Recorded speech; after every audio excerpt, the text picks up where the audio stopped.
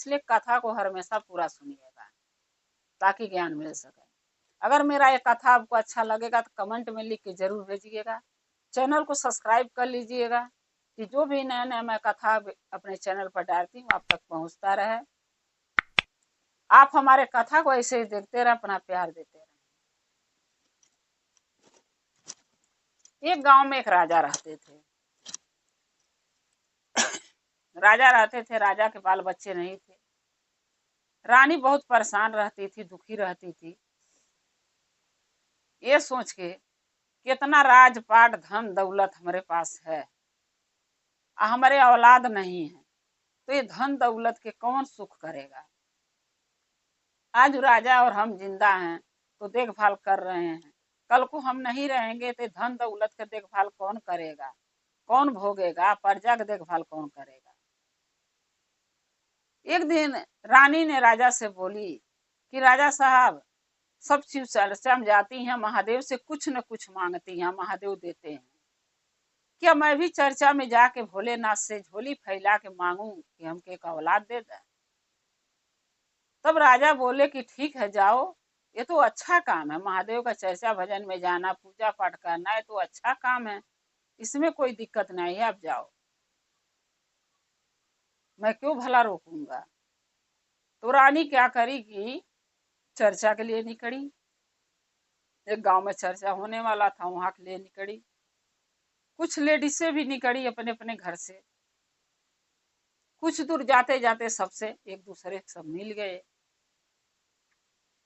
रानी उन लोगों से पूछने लगी कि आप कहाँ जा रहे हैं। सब लेडीसें बोली कि हम महादेव की चर्चा में जा रहे हैं। रानी बोली मैं भी चर्चा में चल सकती हूँ। सब बोली क्यों नहीं चल सकती हैं, चलिए।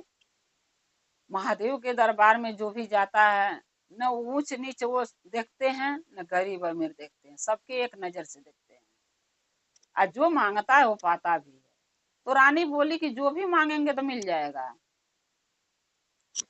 तो सब लेडीसें बोली गुरु बहिना की हाँ। जब चर्चा में रानी गई, सब झोली फैला के, आंचल फैला के, अंजूरी फैला के मांगने लगी हाथ। तो बोली कि आप लोग क्या मांग रहे हैं। वो बोली सब की जो आपके अंदर ख्वाहिश हो कि महादेव से मुझे ये चीज चाहिए, ये चीज नहीं है मेरे पास, वो आप मांग लीजिए।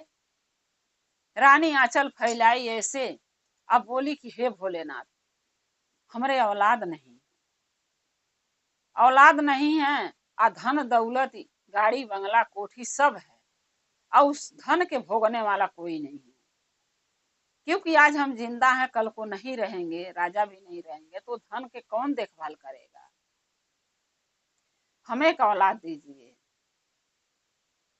तो रानी के भाग्य में जो औलाद लिखा हुआ था, वो औलाद 16 साल जीता। 16 साल की उम्र था उस औलाद का। महादेव रानी का पुकार सुन के और औलाद दे दी। जब वो लड़का रानी के गर्भ में 8 महीना बीत गया, उस बच्चे को 9वां महीना लगा, तब एक सपना रानी ने देखा। महादेव सपने में आए और रानी से बोले कि हे रानी, ये जो बच्चा तुम्हारे लड़का होगा, इसका उम्र 16 साल की है। 16 साल के बाद ये लड़का मर जाएगा। रानी बड़ी दुखी हुई, क्योंकि कोई भी ये बात सुनेगा गुरु बहिना तो दुख तो होगा, क्योंकि औलाद तो औलाद होता है।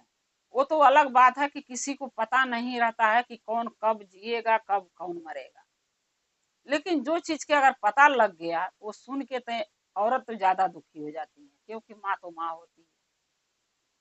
रानी बहुत परेशान हुई, मगर राजा से नहीं बोली, क्योंकि रानी सोचने लगी कि अगर राजा से कहती हूँ तो राजा भी दुखी हो जाएंगे, इससे अच्छा चलो हम अपने ही तक रहते हैं, रखते हैं, आगे जो होगा वो देखा जाएगा। 16 साल की उम्र तो है न अभी, उसके बाद सोचेंगे क्या करना है। लेकिन रानी बताई तो नहीं राजा से, लेकिन दुखी रहने लगी। 9 महीना में जब वो बच्चा पैदा हुआ, रानी बहुत प्यार दुलार उसको करी, और रानी ने सोच लिया कि इस बच्चे की शादी जल्दी करूंगी, क्योंकि जल्दी करूंगी तो बहू आएगी, अब बहू आएगी तो उसको औलाद होगा, और जब हमारे पोता हो जाएगा तो कम से कम खानदान चलाने वाला कोई तो आ जाएगा, राजपाट देखने वाला, चलाने वाला। रानी जब वो लड़का के पोस पाल के बड़ा करी, वो लड़का 15 साल के हुआ, तो रानी बोली राजा से कि मैं अपने बेटा की शादी करना चाहती हूँ, आप लड़की देखिए। तब राजा बोले कि रानी काहे घबरा रही हो, अरे बच्चा हुआ है, अभी ये पढ़ने दो, लिखने दो, अभी इसकी उम्र ही क्या है, जब 20-25 साल के होगा तो शादी करेंगे। रानी बोली नहीं, आप तो काम काज के लिए बाहर चले जाते हैं, प्रजा के देखने के लिए बाहर निकल जाते हैं, कभी शिकार पर चले जाते हैं, हम अकेला बैठे बैठे घर में बोर होते हैं। जब शादी कर देंगे, बहू आ जाएगी तो उसके साथ हमारा भी समय कटता रहेगा, सो हमारे लड़का की शादी कर दीजिए। राजा बोले ठीक है। राजा ने एक राजा की लड़की से देखी और उससे शादी कर दी अपने बेटे का। जब शादी कर दिए तो वो लड़की जब आई तो लड़की बहुत अच्छी थी, संस्कारी थी, क्योंकि महादेव की भक्त थी, महादेव की शिष्या थी वो। जब वो आई शादी करके तो घर में रानी के, राजा का, सबका देखभाल बहुत इज्जत से करने लगी, घर का सब अच्छे से सब कुछ संभाल ली। लेकिन रानी के चेहरे का हंसी नहीं उसको कभी दिखाई दिया। रानी बोलती थी, करती थी सब कुछ, लेकिन उसके होता है ना, किसी के मन में अगर कोई बात होता है तो आदमी कितनों भी कोशिश करे, वो चाह के भी नहीं भूल सकता, वो दिमाग में घूमता ही रहता है, भुलाता ही नहीं है। उसी तरीके रानी के था। जब बहू आई, माँ बनने वाली हो गई, माँ बनने वाली थी, 9 महीना में उसके लड़का हुआ। जब लड़का पैदा हुआ, पोता हो गया रानी के, तो रानी सोची कि चलो महादेव के दया से पोता भी तो आ गया घर में, हमारे बेटे की उम्र 16 साल की है तो क्या हुआ, कम से कम पोता तो है, ये तो ज्यादा दिन की उम्र इसका होगा। अब रानी एक तरफ तो खुश थी कि मेरे पोता हो गया, मैं दादी बन गई, दूसरे तरफ ये बात खटक रहा था, गुरबहिना घर में चाहे 4 बेटा हो, चाहे 4 बेटी हो, चाहे कईयों को पोती पोता हो, लेकिन कोई भी माँ नहीं चाहती है कि मेरे औलाद मेरे आंखों के सामने ये दुनिया छोड़ के जाए। वो यही चाहती है कि अपने बेटों के कंधे पर हम जाएंगे, लेकिन हमरे आगे हमारा बेटा न जाए। पोता होने के बाद भी रानी दुखी रहती थी। एक दिन रानी की जो बहू थी वो पूछी, बोली माँ जी आप क्यों दुखी रहती हैं, मैं कभी आपको हंसते नहीं देखती हूँ, खुश रहते नहीं देखती हूँ, क्या बात है। बोली कि क्या बात है, क्या मैं बताऊं, पता नहीं मेरे को एक डर सा लगा रहता है कि अच्छा कर्म मैं कर भी रही हूँ, पुण्य का काम करती भी हूँ कि नहीं। बात के बदल दी रानी, बताई नहीं। तो बहू बोली कि क्यों, आप चाहें तो बहुत अच्छा पुण्य का काम कर लेंगी, और जब पुण्य का काम कोई करता है तो महादेव अगर कुछ उसके साथ बुरा होने वाला भी रहता है तो भोलेनाथ उसका बुराई खत्म कर देते हैं, अच्छा कर देते हैं। तो 3 काम आप कर लीजिए माँ जी, न पैसा कमी है न धन का कमी है, 3 काम कर लीजिए, इससे बहुत बड़ा पुण्य मिलेगा। अगर कोई आपके मन में होगा दुख, वो भी ठीक हो जाएगा, चाहे किसी के ऊपर संकट आने वाला होगा वो भी कट जाएगा, लेकिन 3 काम करना पड़ेगा माँ जी। उसकी बहू रानी को बोली। रानी ने बोला कौन सा काम है। तो बहू बोली कि पहला काम, अपने द्वार पर एक आम का पेड़ लगाइए, जब वो आम का पेड़ बड़ा होगा और जब उसमें फल लगेगा तो जो भी राही राह धय के जाएगा भूखा रहेगा, और जब उस आम के पेड़ पर कयाम खाएगा तो उसका भूख मिटेगा, और जब उसका भूख मिटेगा तो उसके मुंह से आशीर्वाद निकलेगा। रानी बोली ठीक है। रानी ने द्वार पर एक आम का पेड़ लगवा दिया। बोली दूसरा, बोली दूसरा ये है कि कुइयां खनाइए पानी पीने के लिए, अब कुइयां खना के उसको बढ़िया से उसको ईंट का पक्का बनवा के छोड़ दीजिए। जो राही बाटा हुई उस रास्ते से गुजरेगा और पियासा रहेगा, जो उस कुइया से पानी पिएगा, एक नौकर वहां रख दीजिएगा पानी पिलाने के लिए, जो उस कुइया से पानी पिएगा वो आशीर्वाद देगा, वो पुण्य का काम होता है। क्योंकि महादेव कहते हैं जो भूखे के खाना खिलाता पेट भरता है और प्यासे पानी पिलाता है वो कभी जीवन में दुखी नहीं रहता है। बोली ठीक है। बोली तीसरा एक धर्मशाला बनवाइए। धर्मशाला में जो आदमी जो व्यक्ति धूप से कड़कड़ी धूप में से तपा हुआ आएगा और वो धर्मशाला में जाके विश्राम करेगा, आराम करेगा छाह में, तो आपको आशीर्वाद देगा वो। ये सब पुण्य का काम है। रानी बोली ठीक है। खूब बड़ा धर्मशाला बनवाई ताकि कोई आए तो मैं आराम करे। मैया पार्वती महादेव सब महादेव जानते थे, लेकिन मैया पार्वती से नहीं बताए ये सब बातें। लेकिन मैया पार्वती सब जानती थी। जब वो बच्चा के मांगने आई महादेव के चर्चा में तो भी जानती हैं, बच्चा कितना दिन जिएगा वो भी जानती हैं, बच्चा की उम्र कितना होगा, और रानी क्या सोचती है वो भी उनको पता था। मैया पार्वती क्या करी कि पृथ्वी पर आई महादेव के साथ भ्रमण के लिए। महादेव बोले मैं भ्रमण करने जा रहा हूँ। मैया पार्वती बोली मैं भी चलूंगी। महादेव बोले नहीं पार्वती, तुम जहां जाती हो कभी कहोगी भूख लगा, कभी कहोगे प्यास लगा, कभी कहोगी नींद आ रहा है। तो पार्वती हमें तो भूख लगता है तो मैं भांग धतूरा खा लूंगा, प्यास लगेगा तो कहीं भी किसी से मांग के पी लूंगा, और तुम तो कहती हो मैं दूसरे घर का पीऊंगी नहीं, और नींद आएगा तो मैं कहीं भी ईटा पत्थर पर भी सो जाऊंगा, लेकिन तुम क्या करोगी, इसलिए तुम हमारे साथ मत चलो।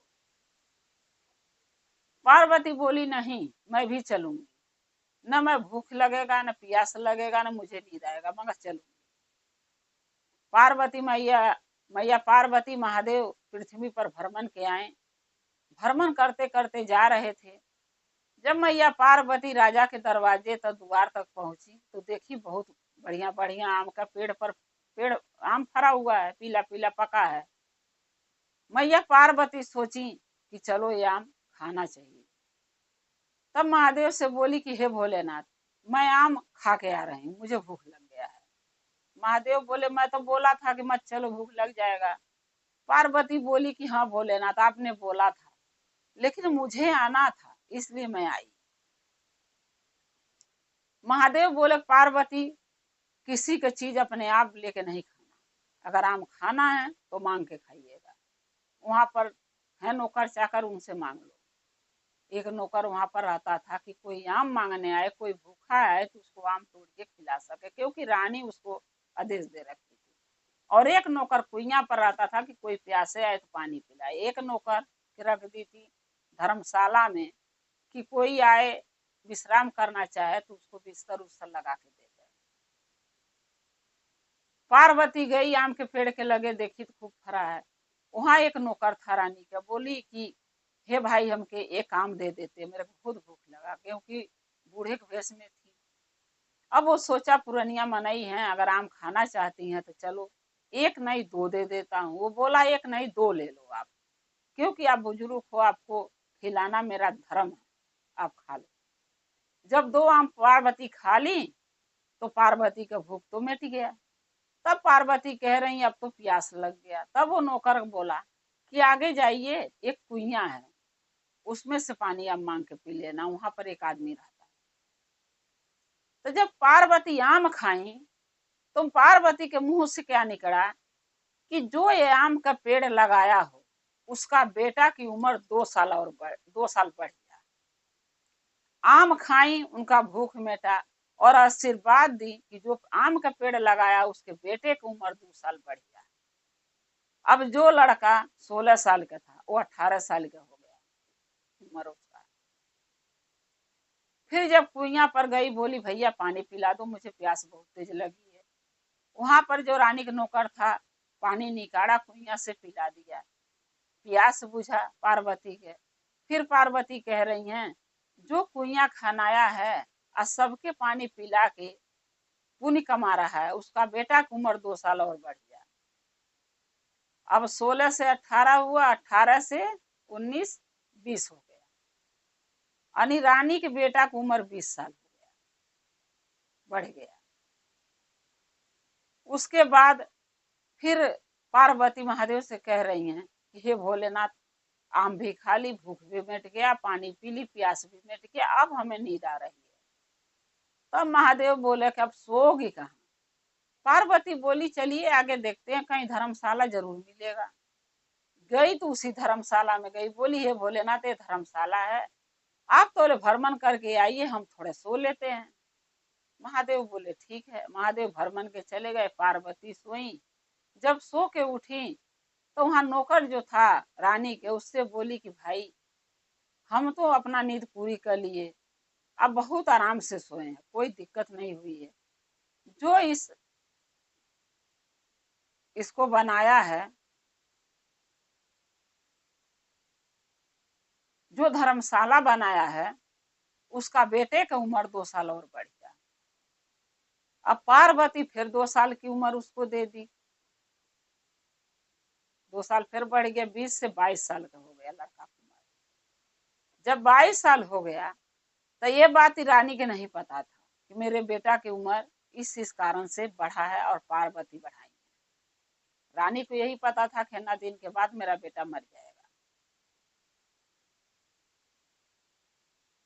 तब फिर एक दिन उनकी बहू पूछ रही है रानी के कि माँ जी अब क्यों परेशान है, क्यों दुखी है? अब तो आपसे मैं बोली कि कुइया खाना दीजिए, खाना दी, आम लगा दीजिए, लगा दी, धर्मशाला बना दी, जो व्यक्ति पानी पी रहा है, आम खा रहा है, उसका प्यास बुझ रहा है, पेट भर रहा है, और जो सोने जाता विश्राम करने धर्मशाला में, वो भी आशीर्वाद देता है। अब तो सबका आशीर्वाद हमारे साथ है, अब क्या चीज का दिक्कत है? तब रानी बोली कि बहू तुम नहीं जानती हो, बहुत दिन से बात छुपा कर रखी हूँ, किसी के नहीं बताई, राजा तक के नहीं बताई, और वही बातें मुझे खाए जा रहा है। चाहे मैं कितनों कोशिश करती हूँ, बात भूल नहीं पाती। तब रानी की बहू बोली क्या बात है माँ जी, बताइए। तब रानी बोलती है कि हे बहू, जो बेटा से मैं शादी तुम्हारी करके लाई हूँ, बेटा कुछ दिन का मेहमान और बचा है, क्योंकि 16 साल की उम्र था, 16 साल में अब थोड़ा दिन बचा है, अब वो चला जाएगा दुनिया छोड़ के, इसीलिए मुझे दुख हो रहा है कि बिना बेटा मैं कैसे जीऊंगी। तब राजा की बहू बोली कि माँ जी, आप इतना पुण्य का काम करी, फल लगाई, लोग खा के आशीर्वाद दे रहा है, पेट भर रहा है, और जब किसी गरीब का भूख मिटती है तो उसके मुंह से दुआ ही निकलता है, और वो जो दुआ देता है भूखा इंसान पेट भरने के बाद, वो दुआ कि कोई नहीं काट सकता, यहाँ तक कि महादेव भी नहीं काट पाते। जो आप कुइया खनाई है, लोग पानी पीता है, पियासे जब प्यास बुझती है, दिल से जो आशीर्वाद वो देता है, वो कोई वरदान से कम नहीं होता है। जो आप धर्मशाला बनवाई हैं, कोई घाम से तड़पती हुई धूप में से जब आता है, बारिश से जब वो आता है, अब वहां आराम करता, विश्राम करता है, तो वो जब आशीर्वाद देता है तो कोई देवी देवता से कम नहीं होता है। सो आप चिंता मत कीजिए, आपका बेटा हमारे पति को कुछ नहीं होगा, क्योंकि हम महादेव के मंदिर में जाके उनसे प्रार्थना करेंगे। सास पतोई दोनों मंदिर में गई महादेव के। अब बोली कि हे भोलेनाथ, बहू बोली हे भोलेनाथ, हम आपका शिष्या हैं, भक्त हैं, आपसे कभी कुछ नहीं मांगे, जो भी दिए आप अपने मर्जी से दिए, हमने मुंह खोल के आपसे कभी कुछ नहीं मांगा। आज मांगती हूँ भोलेनाथ कि मेरे पति की उम्र लंबी कर दीजिए, कम से कम 100 साल। और रानी जो थी वो बोली कि हे भोलेनाथ, अगर मैं तनिको भी आपके सच्चे मन से भक्ति पूजा करी होंगी, कोई अच्छा कर्म अपने जीवन में कैले हो गए, उसके बदले हम अपने बेटा की जिंदगी मांग रहे हैं। मेरे बेटा का उम्र बढ़ा दीजिए, 100 साल कर दीजिए। यानी सास पतोह ही दोनों 100 साल की उम्र करवाने में लग गई। बहुत प्रार्थना विनती कैले के बाद महादेव दर्शन दिए। तब महादेव सारी बात बताए कि तुम्हारे बेटे की उम्र 16 साल थी। रानी बोली हाँ। बोले पार्वती जो तुम आए, जो आप आम लगाई हो रानी, पार्वती 2 आम खा के आपके बेटा के 2 साल की उम्र बढ़ा दी। 16 से 18 साल का उम्र हो गया उसका। आज जो पानी पी पार्वती, पानी पी के जो उनका आत्मा जुड़ाया, उस फिर वो आशीर्वाद दी कि जो कुइया खाना के पानी पिला रहा है उसका बेटा की उम्र 2 साल और बढ़ जाए। यानी 20 साल के उम्र हो गए तुम्हारे लड़के का। फिर पार्वती को नींद आ रहा था, धर्मशाला में जाकर सोई। फिर वहां आशीर्वाद दी जो धर्मशाला बनाए उसके बेटे की उम्र 2 साल और बढ़ जाए। यानी 22 साल की उम्र तुम्हारे लड़के का हो गया। तब रानी बोलती है, रानी की बहू की हे भोलेनाथ, 22 साल हो गया, अच्छी बात है, लेकिन अब 100 साल आप कर दीजिए। आप चाहें तो सब कुछ कर सकते हैं। महादेव हैं दयालु। एक माँ का पुकार सुने, एक पत्नी का पुकार सुने, और दोनों का पुकार सुन के महादेव मजबूर हो गए उस रानी के बेटा के लंबी उम्र देने के लिए। रानी के बेटा के लंबी उम्र दे दिए। महादेव बोले कि जाओ, तुम्हारा बेटा 100 साल जिएगा। 100 साल का उम्र रानी के बेटा का मिल गया। रानी खुश हो गई, बहू खुश, रानी खुश।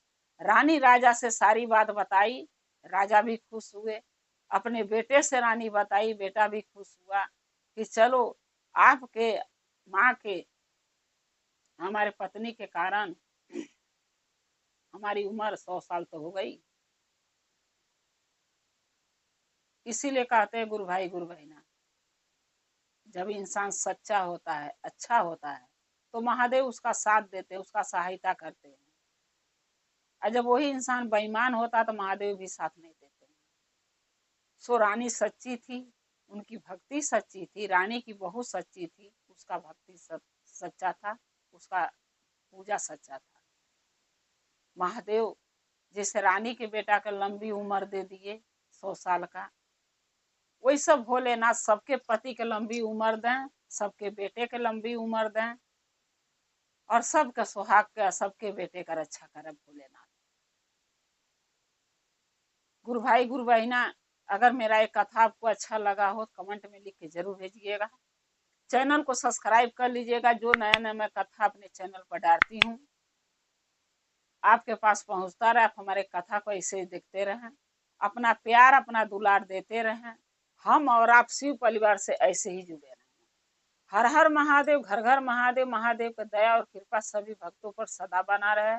शिव गुरु सदा आप लोग के साथ रहे। जय शिव गुरु महादेव भोलेनाथ। पहले अपने शिव गुरु के चरणों पर प्रणाम करती हूँ, मैया पार्वती के चरणों पर प्रणाम करती हूँ, नीलम दीदी हरेंद्र भैया के चरणों पर प्रणाम करती हूँ, सभी गुरु भाई गुरु बहन के चरणों पर प्रणाम करती हूँ। मेरे प्रणाम को स्वीकार कीजिए। गुरु भाई गुरु बहना कथा सुनाने जा रही, कृपा करके कथा को ध्यान से सुनिएगा। ध्यान से सुनने से ज्ञान मिलता है। आधी अधूरी कथा नहीं सुनना चाहिए, क्योंकि शिव गुरु का अपमान होता है। पूरा कथा सुनने से कथा के रहस्य के बारे में पता चलता है, ज्ञान भी मिलता है। कथा में क्या बताया गया, क्या समझाया गया, उसका ज्ञान मिलता है। इसलिए कथा को हमेशा पूरा सुनना चाहिए, आधा अधूरा कथा नहीं सुनना चाहिए। पूरा सुनने से ज्ञान मिलता है। अगर मेरा ये कथा आपको अच्छा लगेगा तो कमेंट में लिख के जरूर भेजिएगा। चैनल को सब्सक्राइब कर लीजिएगा कि जो भी मैं नया नया कथा डालती हूँ अपने चैनल पर आप तक पहुँचता रहे आसानी से। आप हमारे कथा को ऐसे ही देखते रहें, अपना प्यार देते रहें।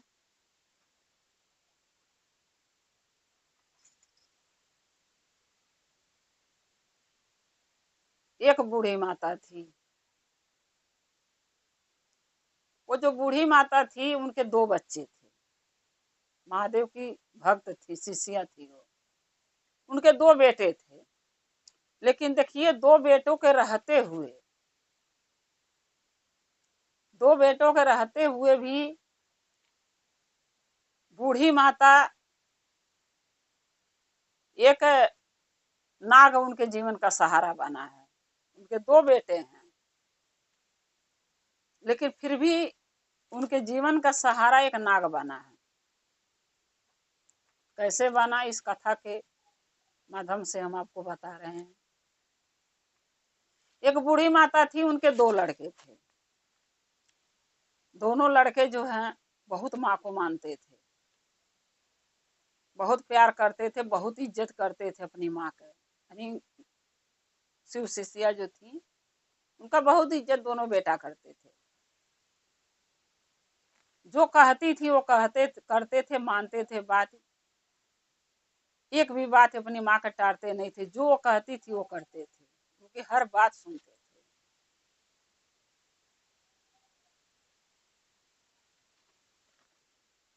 जब दोनों बेटा धीरे धीरे जवान हुए तो उन्होंने, जो बूढ़ी माता थी, उन्होंने सोचा कि चलो लड़के सियान हो गए, इनकी शादी कर देती हूँ। शादी कर देती हूँ, बहू आ जाएगी तो घर परिवार भरपूर हो जाएगा, अच्छा लगेगा देखने में, भरा पूरा घर हो जाएगा। अब वो क्या करी कि दोनों बेटे को बारी बारी जैसे लड़की मिली वैसे शादी कर दी। अब जब शादी कर दी, दोनों बहुएं 2 घर से आई। 2 4 10 दिन तो बहुत मिल मिल के रही, उसके बाद दोनों आपस में लड़ने लगी काम के लेके। इतना मैं करती हूँ तू इतना करती है, मैं इतना करती हूँ तू इतना करती है, मैं ये नहीं करती हूँ तू वो नहीं करती है, ऐसे मनो आपस में लड़ती थी। एक दिन जो थी बूढ़ी माता, वो अपने बेटों से बोली कि ये बताओ बेटे, दोनों बहुएं आपस में लड़ती हैं, तुम लोग अपनी अपनी बीवियों को समझाते क्यों नहीं हो? दोनों लड़के बोले कि क्या समझाऊं माँ, समझाता हूँ तो कहती है कि आप लोग दिन भर ड्यूटी रहते हैं, आपको क्या पता है घर में क्या होता है, आप चुप रहो। तो हम लोग चुप हो जाते हैं। फिर दोनों बेटा भी बोले माँ से कि माँ बहुत दिमाग में टेंशन हो जा रहा हमारे, दिन भर ड्यूटी करो, रात को घर आओ, दोनों की लड़ाई से रात भर इंसान परेशान। वो हमें परेशान करती है, उसको परेशान करती है। तो वो बोली, जो बूढ़ी माता थी वो बोली बेटा ऐसा करो, इनको दोनों के लड़ने दो, तुम कमाने चले जाओ बाहर। अब यहाँ दिहाड़ी पर काम करते हो, रोज सांझ के घर आते हो, रोज घर में कलेश सुनते हो। कहीं बाहर चले जाओगे ना, तुम दोनों नहीं रहोगे तो दोनों साइड न लड़े आपस में। क्योंकि अभी इनको लगता कि अपने अपने पति के सपोर्ट इनको दोनों को मिल रहा है, इसलिए दोनों लड़ रही, हमारा पति मेरा साथ देगा, मेरा पति मेरा साथ देगा। जब तुम दोनों जने नहीं रहोगे ना, चले जाओगे बाहर कमाने कहीं दूर, तब ये दोनों मिल के रहेंगी, लड़ेंगी नहीं। बूढ़ी माता बोली। दोनों बेटे बोले ठीक है माँ, सही कह रहे हो, वैसे भी घर में आके चैन तो मिलता नहीं है, दोनों की वो उसको परेशान करती है, मुझे परेशान करती है, इससे अच्छा हम दोनों बाहर चले जाते हैं। उनका दोनों बेटे बाहर कमाने चले गए। फिर भी दोनों बहुओं का लड़ाई बंद नहीं हुआ, रोज डेली फिर भी लड़ती थी। एक दिन बूढ़ी माता सोची कि ऐसा करती हूँ कि समझा के देखती हूँ, शायद समझाऊं तो दोनों के समझ में कुछ आ जाए। एक दिन बूढ़ी माता बड़ी वाली बहू के लगे गई, बोली बहू ये बताओ क्यों लड़ती हो तुम लोग? बड़ी वाली बोली कि माँ जी, मेरे को समझाने आई हो, उसको क्यों नहीं समझाती छोटी वाली को? बूढ़ी बेचारी बोली कि देखो बहू, तुम बड़ी हो, तुम समझदार हो, वो छोटी है, वो नादान है, उसको बुद्धि ज्ञान नहीं है। तुम बड़ी हो, तुम्हें तो ज्ञान होना चाहिए। अगर वो कुछ कहती है तो उसको अपना बहन, छोटी बहन समझ के उसकी बातें का अनदेखा कर दो, सुनबे मत करो क्या बोल रही है, जाने दो उसको। बड़ी वाली बोली नहीं, आपको समझाना तो उसे समझाइए, मुझे नहीं। मेरे को ज्ञान की जरूरत नहीं, जो अपना ज्ञान देती हो आप। बूढ़ी माता बोली मैं क्या ज्ञान दूंगी, ज्ञान देने वाले तो महादेव हैं। जो उनका ज्ञान था तुम लोग ले नहीं सकती हो, आपस में लड़के घर में कलेश करती हो। बड़ी वाली बहू बोली बूढ़ी माता के कि देखिए माँ जी, आपको रहना है तो चैन से रहिए, चुपचाप जो मिल रहा है वो खाइए, अनाई तो हमारे घर से निकल जाइए।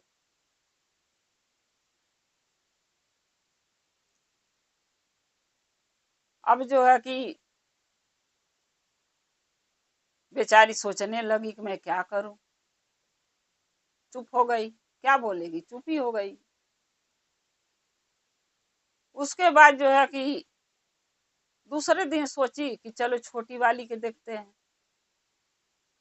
छोटी वाली के पास गई। छोटी वाली भी यही बोली कि आप हमें क्यों समझाने आती हैं, समझाना है तो बड़ी वाली के समझाइए ना दीदी को। उनको तो आप बढ़ावा दे रखी हैं, सर पर चढ़ा रखी हैं, आप ही के सह से वो मेरे से लड़ती हैं। अगर वो आप उनको इतना सह नहीं देती ना, उनका बढ़ावा नहीं देती, इतना तो मेरे से लड़ती नहीं, आप ही कुल कर रही हैं।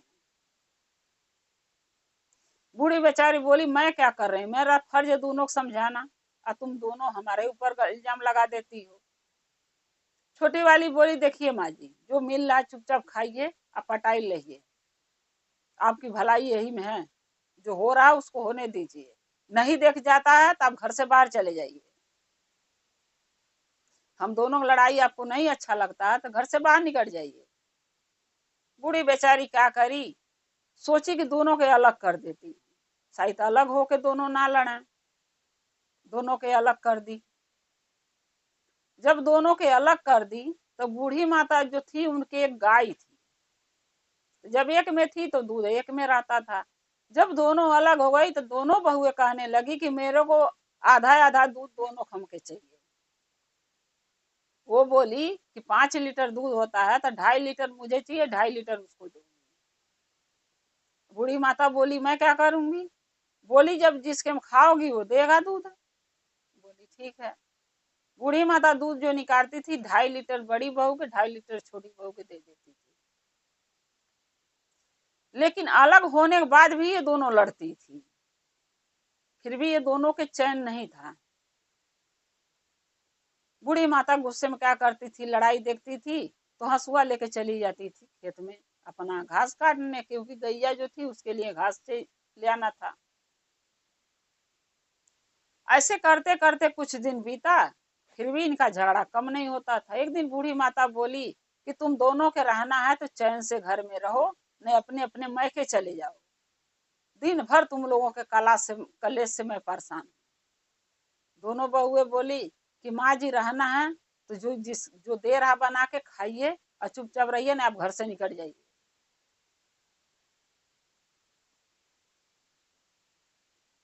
अब बूढ़ी माता सोचने लगी कि मैं क्या करूं, ये दोनों तो घर से निकालने के लिए बोल रही हैं। बूढ़ी माता क्या करी कि चली गई, खेत जा रही थी घास काटने के लिए। सोची चलो इसी बहाने जा रहे हैं, 2-4 घंटा खेत ही में रहेंगे। खेते में जा रही थी और रो रही थी कि मैं घास काट के घर कैसे लेके जाऊं। दोनों बहुएं कह रही घर से निकल जाओ। मेरा तो मन कर रहा कहीं चली जाऊं मगर घर ना जाऊं, क्योंकि घर जाती हूँ समझाऊंगी तो मेरे से लड़ती हैं सब, दोनों कहती हैं कि मैं ही खराब हूँ। बूढ़ी माता जा रही थी, रो रही थी। जाते जाते एक बर का पेड़ रास्ते में मिला। बूढ़ी माता वहीं बैठ गई और बैठ के रोने लगी कि दो बेटे हमारे थे, इतना लायक थे, इन लोगों के कलेश से दोनों बहुओं के झगड़ा लड़ाई से तंग होके दोनों के बाहर मैंने भेज दी। अब वो दोनों बाहर चले गए, फिर भी इनका लड़ाई झगड़ा चूक कम नहीं होता है। अब मैं क्या करूं, ये सोच के वो रो रही थी बर के पेड़ के लगे बैठ के। उसके बाद क्या देखती हैं कि एक बहुत भयानक बड़ा सा मोटा सा नाग आके उनके सामने खड़ा हो गया। अब बूढ़ी माता तो डर के मारे कांपने लगी। भाई गुरुमैना नाग है, सांप है, पतला सांप छोटा सा देख लो तो डर लगता है, वो तो बहुत बड़ा नाग था। वो बेचारी डर के मारे कांपने लगी। नाग ने देखा तो उसको लगा ये तो हमसे डर रही है। नाग बोला कि देखिए बूढ़ी माता, आप डरिए मत, हम कुछ आपको नुकसान नहीं पहुंचाएंगे, आप हमसे डरिए मत, बस मुझे भूख लगी है, अगर थोड़ा सा दूध मिल जाता तो मैं पी लेता, तो मेरी भूख मिट जाती। बूढ़ी माता बोली कि बेटा अभी तो दूध मेरे पास नहीं है, लेकिन तुम्हें देख के मुझे बहुत डर लग रहा है, तुम जाओ अभी। नाग बोला कि आप डरिए मत, मैं किसी के नुकसान नहीं पहुंचाता हूँ, मेरे को भूख लगा है, जिसके पास जाता हूँ वो मुझे नाग देख के, सांप देख के डर के भाग जाता है, सोचता मुझे काट लेगा, लेकिन मैं किसी को नुकसान नहीं पहुंचाऊंगा, मेरे को भूख लगा बस इसलिए मैं इंसानों के पास जाता हूँ कि मुझे दूध थोड़ा मिल जाए। बूढ़ी माता बोली बेटा चिंता मत करो, हमारे एक गाय है जो लगती है, आधा आधा दूध दोनों बहुओं को दे देती हूँ, लेकिन वहीं से मैं दूध अपने घर से कल से लाऊंगी या तुम्हें पिलाऊंगी, कल आना तुम जाओ अभी। नाग चला गया। बूढ़ी माता घर गई, सोचने लगी कि छोटी वाली बहू के किचन से दूध निकालू कि बड़ी वाली के। फिर सोची कि एक दिन छोटी वाली के किचन से दूध लेके जाती हूँ, नाग के पिला दूंगी, एक दिन बड़ी वाली के बहू के किचन से नाग दूध ले जाऊंगी, ऐसे करके ले जाऊंगी तो दोनों को पता भी नहीं चलेगा कि दूध कहाँ जा रहा है, और रोज रोज ले जाऊंगी एक ही के घर से तो उसको शक हो जाएगा। बूढ़ी माता ऐसे ही करने लगी, एक दिन छोटी वाली के किचन से दूध ले जाती थी नाग के लिए, तो एक दिन बड़ी वाली के, फिर बदल ऐसे करके, अच्छा रास्तों पे लेती थी, चल जाती थी लेके। एक दिन बड़ी वाली छोटी वाली दोनों आपस में दूध के लिए लड़ाई करी। बड़ी वाली कह रही छोटी वाली के तू मेरे किचन से दूध चुरा लेती है, छोटी वाली बड़ी वाली कह रही है कि आप मेरे किचन से दूध चुराती है। अब बड़ी वाली बोली मैं तेरे किचन से दूध तो नहीं लेती, तू झूठ बोल रही है। छोटी वाली बोली मैं भी नहीं लेती हूँ, आप झूठ बोल रही हैं। अब दोनों सोचने लगी तू नहीं लेती मेरे किचन से, मैं तेरे किचन से दूध नहीं लाती, दूध ले जाता कौन। तब दोनों सोच के बोली कि ये माँ जी के काम है, क्योंकि हम दोनों के सेवा माँ जी ही हमारे किचन में जाती हैं खाना वाना खाने के लिए, तो दूध वही चुराती हैं। बड़ी वाली छोटी वाली के बोली कि ऐसा करते हैं कल देखते हैं, और इनके पीछे पीछे जाते हैं कि कहाँ दूध लेके जाती है, दूध करती क्या है लेके। एक दिन क्या हुआ, बड़ी वाली के किचन से जब दूध बूढ़ी माता लेके अचरा तोप के जा रही थी नाक के ले पिलाने के लिए, दोनों बहुए पीछा करते, छुपते छुपाते उनके पीछा करी, और जाके क्या देखी कि एक बहुत बड़ा भयानक नाग है, बहुत बड़ा मोटा सा, उसी नाग के बूढ़ी माता दूध पिला रही है। अब दोनों सोचने लगी कि मेरी सास कोई जादू टोना जानती है, क्योंकि बिना जादू टोना के, बिना कुछ मंत्र का इतना बड़ा नाग किसी के बस में कैसे हो सकता है। ये कुछ तो जानती है ऐसा चीज जादू टोना, जिसके वजह से नाग इनके बस में है और ये दूध पिला देती है, नाग इनको काटता नहीं है। अगर हम लोग कुछ करेंगे नहीं ना तो बूढ़ी माता नाग को घर पर ले आएंगी मेरी सास, और जब घर पर नाग आ जाएगा तो हम लोगों के डस लेगा, हम लोग तो ऐसे ही मर जाएंगे, इनको तो नहीं काटेगा, ये तो दूध पिला रही, लेकिन हम लोगों को तो डस लेगा वो। अब दोनों आपस में देख के चली आई घरे, बूढ़ी माता से कुछ नहीं वहां बोली, और दोनों सोची कि अब बूढ़ी माता को घर में अब नहीं, अपने सास को घर में नहीं घुसने देंगे, इनको मार के खदेड़ देंगे बाहर। जब बूढ़ी माता घरे गई तो दोनों बहुओं को देख रही है, डंडा लेके दुआरे पर खड़ी है। बूढ़ी माता घर में जाने लगी, दोनों बहुए डंडा से रोक दी, बोली माँ जी आप घर में नहीं जाओगी, अगर गई तो दोनों गोड़ में तोड़ दूंगी, मारते मारते। बूढ़ी माता बोली मैं, मेरा गलती क्या है कि तुम दोनों मुझे मारोगी, हमारे बेटे बाहर कमाने क्या चले गए, तुम लोगों के पर नहीं कड़ाए, तुम लोग हमें मारने के तैयार हो गई। बूढ़ी माता बोली थी, बहुए बोली हाँ मारूंगी। बोली बूढ़ी माता क्यों मारोगी, क्या मैं करी हूँ। बोली तू एक दिन मेरे किचन से दूध चोरा के ले आती हो, एक दिन छोटी वाली किचन से दूध चोरा के ले आती हो, लिया के नाक के पिला रही हो, हम लोगों के बच्चे दूध नहीं पियेंगे लेकिन नाक दूध पिएगा। बूढ़ी माता बोली, अरे मैं बता रही हूँ, क्यों उसको दूध ले जाती? बोली, सब मैं कुछ नहीं सुनूंगी। दोनों बहुए डंडा डंडा बूढ़ी माता को लगी मारने। जब मारने लगी तो बूढ़ी माता के घर छोड़ के जाने के सिवा कोई रास्ता नहीं था। बूढ़ी माता सोची कि बहुओं के मार खाने से तो अच्छा है कि मैं घर छोड़ के चली जाती हूँ, रहे दोनों इसमें जैसे रहना है। बूढ़ी माता घर छोड़ के चली गई। अब जब रास्ते में जा रही थी तो ये भी नहीं सोची कि मैं जाऊंगी कहाँ। फिर जा कोई बर के पेड़ के लगे बैठ गई। अब बैठ के रो रही। फिर वो नाग आया। नाग ने पूछा कि हे बूढ़ी माता, आज क्यों रो रही हैं आप? आज दूध भी हमारे लिए आप नहीं लाई है, रो भी रही हैं, क्या बात है बताइए। तो बूढ़ी माता बोली कि हे नाग देवता, हम तुम्हें अपना परेशानी बताने से पहले मैं ये जानना चाहती हूँ तुम कौन हो। रोज डेली मैं दूध पिलाती हूँ लेकिन पूछ नहीं पाती हूँ, तुम कौन हो, कहाँ से आए हो, ये बता दो। तब नाग बोला कि देखिए बूढ़ी माता, हम एक राजा का बेटा हैं, रानी के गर्भ से हम जन्म लिए हैं, लेकिन किसी कारण बस राजा ने हमके जंगल में फेंकवा दिया। क्यों फेंकवा दिया ये मुझे नहीं पता। जब हमके जंगल में राजा ने फेंकवा दिया तो एक ऋषि मुनि जंगल से रास्ता पकड़ के जा रहे थे। अब मैं उनके आगे आके बैठ गया, खड़ा हो गया। ऋषि मुनि से अपना परेशानी मैं बताया तो ऋषि मुनि ने उठा के अपने घरे ले आए। जब वो हमसे पूछे तो मैं बोला कि ऋषि मुनि, हमें एक ऋषि का श्राप मिला है। वो ऋषि श्राप हमें दिए हैं कि 21 साल तक हम सांप के नाग के रूप में रहेंगे, 21 साल के बाद हम इंसानी रूप में फिर हो जाएंगे, इंसान के रूप में। जब ऋषि से सारी बात मैं बताया तो ऋषि अपने आश्रम ले गए और अपने आश्रम में हमके रखे। उनके पास बहुत 2-3 गायियां थी, दूध देती थी, और ऋषि मुनि वही दूध पिला पिला के हमें छोटे से पाल पाल के बड़े किए। तब बूढ़ी माता बोली कि अब तब क्यों, जब ऋषि मुनि तुम्हारा ध्यान रख रहे थे तो तुम यहाँ क्यों आए मेरे पास दूध के लिए? तब नाग ने बोला कि ऋषि मुनि मर गए, अब है नहीं। आज जो उनके नौकर चाकर हैं वो दूध हमें नहीं देते हैं, सब दूध दूध के अपने घरे उठा ले जाते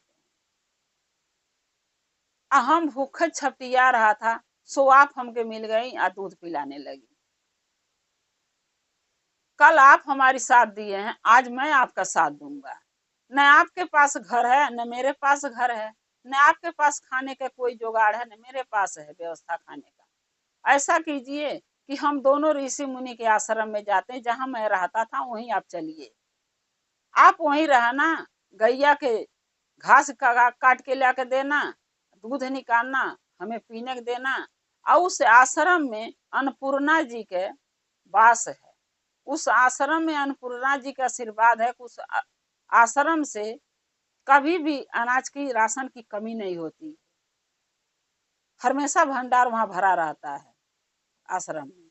आप आराम से बनाइएगा, खाइएगा, कोई रोक टोक नहीं रहेगा। आपको भी रहने की व्यवस्था, छत मिल जाएगा, हमें भी रहने की छत मिल जाएगी, और दोनों जने के खाने का, हमके दूध पीने को मिल जाएगा, आपको खाना भोजन खाने का अनाज मिल जाएगा। बूढ़ी माता बोली ठीक है बेटा चलो। बूढ़ी माता उस नाग के साथ आश्रम पहुंच गई ऋषि मुनि के। आश्रम में जाकर रहने लगी। गैया के घास काट के लाती थी, उसको घास दे देती खाने के, नाग के दूध दे देती थी पीने के, और अपने लिए भोजन बना लेती थी खाने के। तीनों एक साथ बैठ के आराम से खाते थे।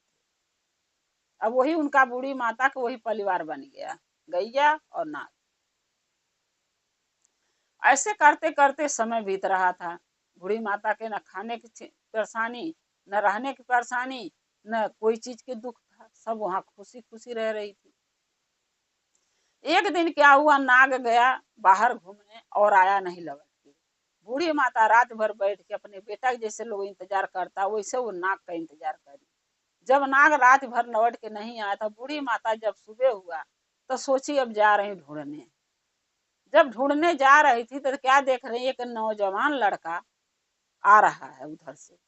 तब वो बूढ़ी माता बोली उस लड़के से कि हे बेटा, एक नाग के देखे हो कहीं?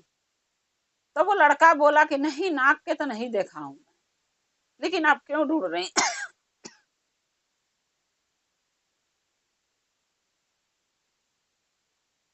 बूढ़ी माता बोली कि नाग हमारे बेटे जैसा था और रात से आया नहीं है। तब वो लड़का बोला कि मैं ही हूँ।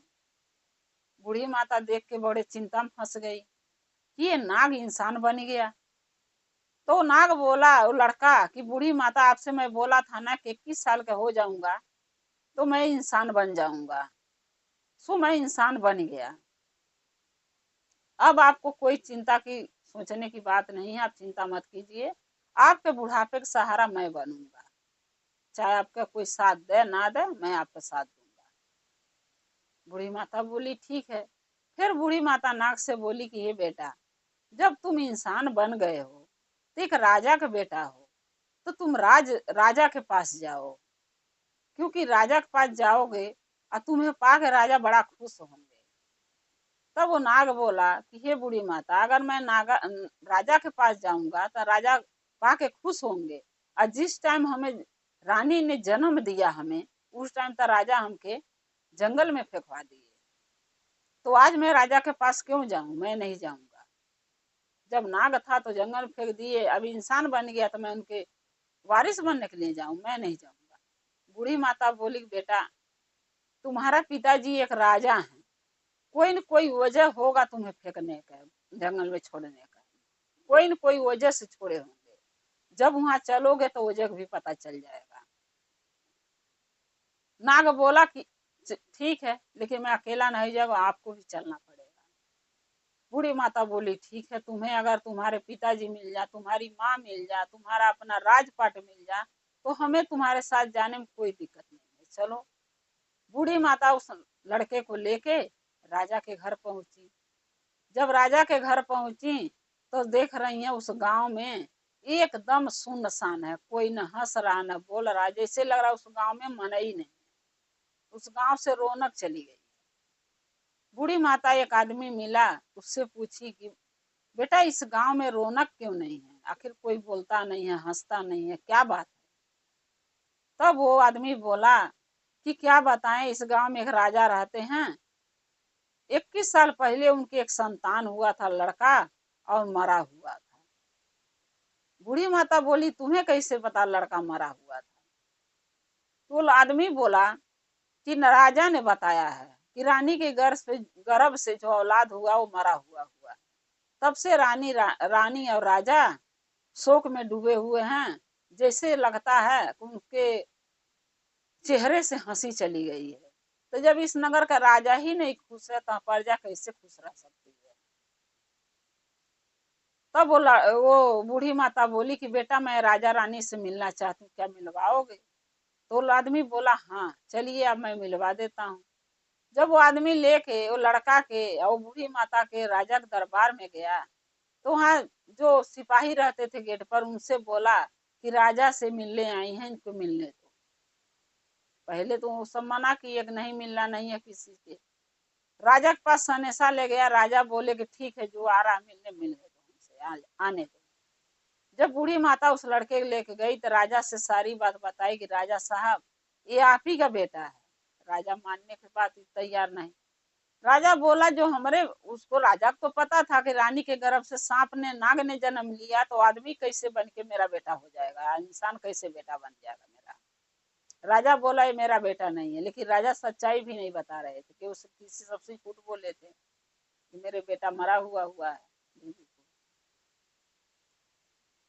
तब राजा ने बोला कि नहीं हमारे बेटा ये नहीं। तब रानी से पूछ बोली, रानी बोली कि हाँ। रानी ऐसा होता है, औरत जो होती है मोम की होती है, वो रानी जली हुई थी औलाद से बिना। रानी बोली हाँ मेरा ही बेटा है। राजा बोले नहीं मेरा बेटा नहीं है। तब वो लड़का क्या किया कि अपने माँ बाप के जैसे छुआ, दोनों जो शोक में थे, जैसे लग रहा था कि उनके शरीर में हलचल ही नहीं है, चिंता में रहते थे, खुशी नहीं रहती चेहरे पर। दोनों शरीर में करंट सा जैसे झटका लगा, और दोनों जैसे बाल ऊपर कितना ताकत आ गया, उठ के बैठ गए, जो सोए रहते थे दिन भर। जब ऐसा चमत्कार हुआ तब राजा को विश्वास हुआ कि हाँ ये मेरा ही बेटा हो सकता। राजा को पता चल गया कि जो नाग था वो साधारण नाग नहीं था जिसको मैंने फेंका था। और जब नाग रहते हैं तो वो जो शक्तिशाली नाग होते हैं उनके पास शक्तियां होती हैं, ये मेरा ही बेटा है। राजा पहचान गए। राजा ने क्या किया कि अपने बेटा जो उसको उनको मिला उसको गांव में अपने प्रजा में पूरा ऐलान करवा दिया कि कल अपने बेटे का मैं राज्याभिषेक कर रहा हूँ। सब कोई खुश। दिया भाई राजा ने अपने बेटे के राजकुमार बना दिया, यानी राजा बना दिया अपने नगर का। और राजा बोले कि आप बेटा तुम राजा रहोगे, अब मैं अब आराम करूंगा। जब वो राजा लड़का बन गया, जो बूढ़ी माता जो नाग था जिसको दूध पिलाई थी, वो लड़का जब राजा बन गया, बूढ़ी माता सोचने लगी अब मेरा क्या काम है, अब हमें चलना चाहिए। बूढ़ी माता बड़ा चिंता से आ रही थी, दुख से कि मेरे बेटे तो है नहीं, बहुएं निकाल दी हैं घर से, अब मैं कहाँ जाऊंगी। ये तो जो नाग मिला था ये तो एक राजा का बेटा निकला, ये तो राजा बन गया, अभी हमके क्यों पूछेगा। तो ऐसे नाग का नजर वो बूढ़ी माता पर पड़ा। जैसे बूढ़ी माता जाने लगी, नाग ने देखा, बोला माता जी रुक जाइए। रुक गई, बोली क्या है बेटा। ना वो लड़का ने बोला कि हम यहाँ का राजा बन गए तो आप जा रही हैं। बूढ़ी माता बोली क्या करूंगी, आप राजा बन गए, राजा का बेटा, आपका राजपाट मिल गया और राजा का बेटा बन गए, अब मेरा यहाँ क्या काम है, सो मैं जा रही हूँ। वो लड़का बोला कि जब हमारे भूखन से मैं छपटिया रहा था, कोई नहीं मेरा साथ दिया, कोई नहीं हमें दूध पिलाया, कोई नहीं हमें पाला, तब आप हमारी साथ दी, आप हमें पाली अपन दूध पिला पिला के। तो जब आप हमके दूध पिला के पाली हैं तो मैं भी तो आपका बेटा हूँ, और हम राजा बन गया हूँ तो आप यहाँ का राजमाता बनेंगी।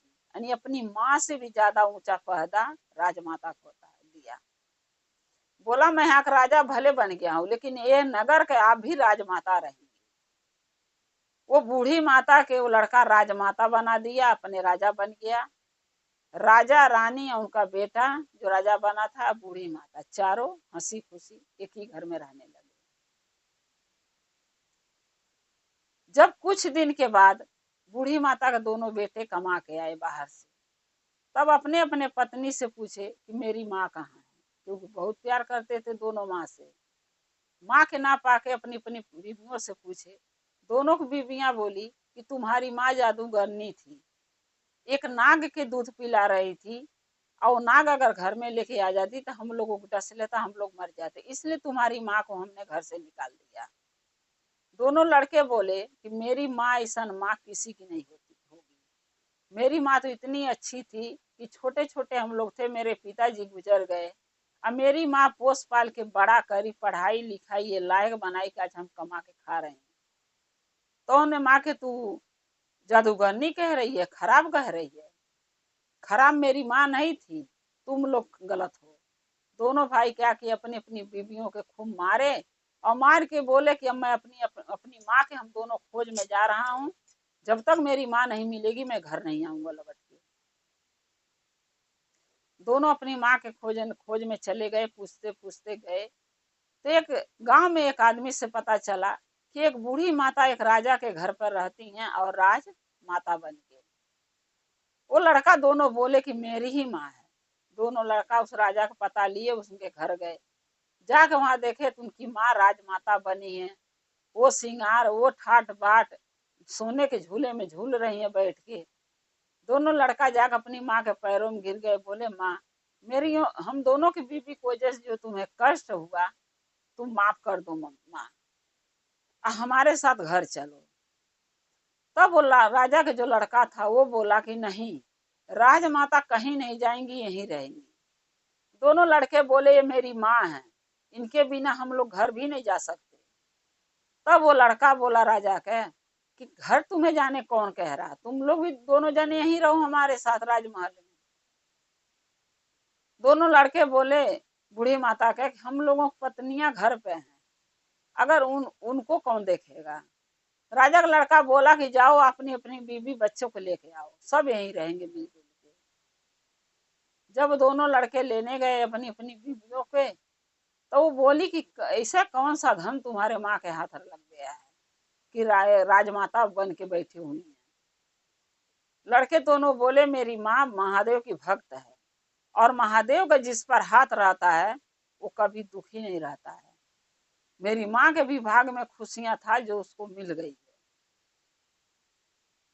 अब हम लोग अपनी माँ के साथ ही जाकर रहेंगे। तो राजा का लड़का बोला था कि अपनी बीवियों को लेके आना। दोनों की बीवियां दोनों पैरों में गिर गई, बोली आप जाएंगे तो हमें भी ले चलिए। लगी सिफारिश करने। दोनों लड़के अपने अपनी पत्नी के लेकर राजमहल में आए, और आके वहां पर जब ठाट बाट देखी तो दोनों चौनिया गया आंख दोनों बहुओं के। सोचने लगी कि हमारी सास तो इतना अमीर हो गई है कि हम लोगों के कभी गरीबी आएगी नहीं। अब वहां जब दोनों बहुएं गई, बूढ़ी माता के रोज डेली सेवा करने लगी, गोड़ दबाती, खाना बना के देती। और राजमहल में भी खाना बनाने के लिए सबके लिए खाना वो बनाती थी दोनों। ऐसे करते करते समय बीत रहा था। धीरे धीरे समय बीता। जो बूढ़ी माता थी वो स्वर्ग सुधार गई, महादेव के दरबार में चली गई मर के। और दोनों बेटे उनके, दोनों बहुए पोती पोता राज दरबार में रहने लगे, अपना हंसी खुशी कमाने खाने लगे। राजा रानी रहते थे, उनका बेटा रहता था, ये दोनों लड़के रहते थे, इनके बच्चे रहते थे। सब एक साथ एक परिवार बन के अपना जीवन बिताने लगा।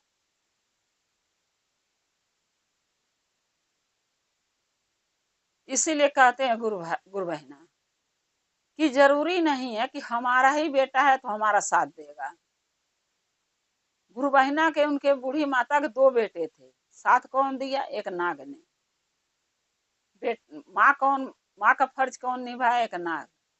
जिस समय में बूढ़ी माता अकेली थी उस समय में नाग उनका सहायता किया, और जिस समय में नाग अकेला था, भूखा था, उस समय में बूढ़ी माता उसका सहायता करी थी, उसको दूध पिलाई थी। इसीलिए कहते हैं गुरु बहिना, अगर धन है, पैसा है, तो कोई गरीब दुखिया का सहायता कीजिए, जीव जंतु के खिलाइए, ताकि कुछ पुण्य का काम मिले, अच्छा काम हो सके। जैसे वो बूढ़ी माता के बहुओं के अकिल बुद्धि आ गया और एक नाग उनका जीवन का सहारा बना, वैसे ही महादेव सबके किसी न किसी के रूप में भेज के सभी गुरु बहिना का सहायता महादेव करन, सबके सहारा बना और सबका देखभाल करें।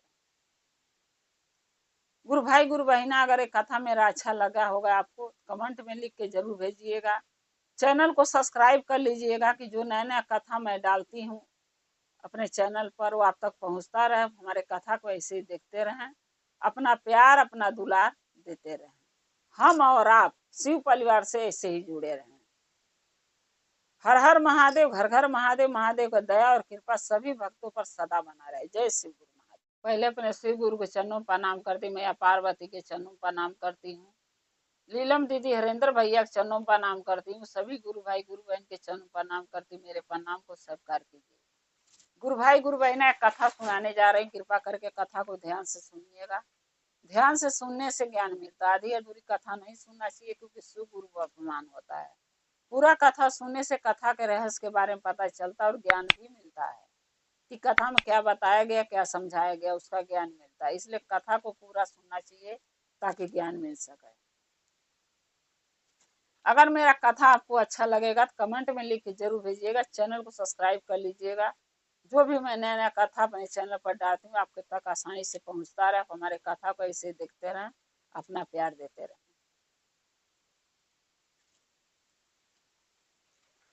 एक गुरु बहिना थी, शिव की शिष्या थी, महादेव का पूजा पाठ बहुत करती थी।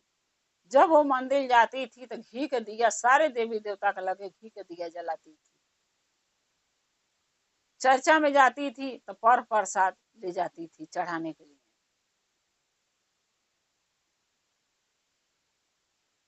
बच्चे 3 गो उनके थे, तीनों लड़के थे, और तीनों लायक बच्चे थे, पढ़ने लिखने में तेज, बात मानते थे, माँ का सेवा करते थे। उनको मन हर तरह से खुश रखते थे अपनी माँ को, क्योंकि उनका आदमी नहीं थे। बच्चे सोचते थे मेरी माँ को कोई दुख नहीं होना चाहिए।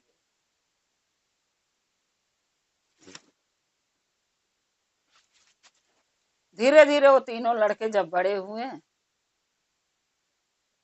तो गुरु बहिना ने तीनों बच्चों को अपनी शादी कर दी कि चलो बहुएं आ जाएंगी, थोड़ा घर में काम धंधा करेंगी तो मैं और फ्री हो जाऊंगी, महादेव का चर्चा भजन सेवा करूंगी।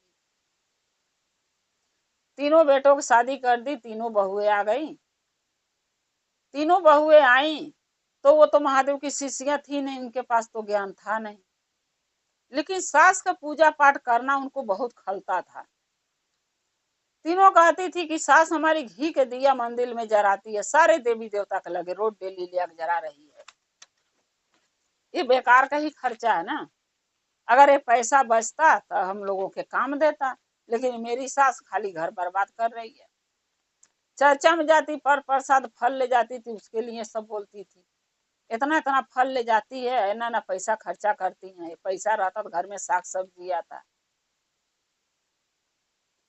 कई बार रोकने की भी कोशिश करी सब गुरु बहिना के अपनी सास के कि ये फल न ले जा, मिश्री बादाम न ले जा चर्चा में, घी के दिया न जलाए मंदिर में। लेकिन देखिए गुरु बहिना जे शुरू से कह आयल बा ना पूजा पाठ धर्म कर्म, वो उसको कुछ भी कर लो वो करेगा जरूर, वो चुप नहीं रहेगा। और जो कभी पूजा पाठ किया ही नहीं रहेगा, महादेव के गुरु बनाया ही नहीं है, तो उसके पास ज्ञान नहीं है तो करेगा क्या, वो तो दूसरे के गलत समझेगा पूजा पाठ जो करेगा उसको। तीनों बहुओं ने सोची कि क्या किया जाए, अपने अपने आदमी से बोलने लगी तीनों, तो देखिए तुम्हारी माँ फालतू खर्चा करती है, तुम लोग कमा के ला के अपनी माँ को देते हो और तुम्हारी माँ नाजायज खर्चा करके घर को बर्बाद कर रही है। तीनों बेटे ने बोले क्या मेरी माँ बर्बाद कर रही है, तो तुम्हारी माँ हफ्ता में 1 किलो उनको घी चाहिए, मंदिर जाएंगी जितना माँ देवी देवता है सबके पास घी का दिया जलाती है, ये खर्चे ज्यादा है।